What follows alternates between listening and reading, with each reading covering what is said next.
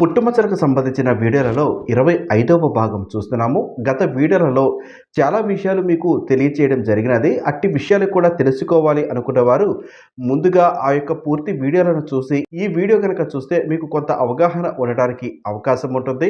పుట్టుమచ్చ కోసము అవగాహన కోసం మాత్రమే వీడియో చేయడం జరుగుతున్నది. పుట్టుమచ్చ కారణంగా ఇవే జరుగుతాయి అని కాదు, కొంత వ్యతిరేక ఫలితాలు ఉండడానికి కూడా అవకాశం ఉంటుంది.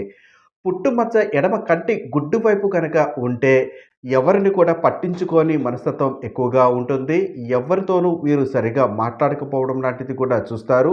ఆ కారణంగా బంధుమిత్రులను దూరం చేసుకోవడానికి ఎక్కువగా అవకాశం ఉంటుంది.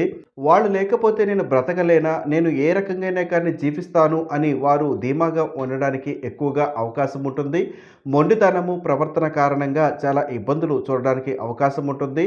వీరికి అవసరం అనుకున్న సమయంలో ఎవరు దగ్గరగా లేకపోవడం కారణంగా చాలా ఇబ్బందులు చూసే అవకాశం కూడా ఉంటుంది.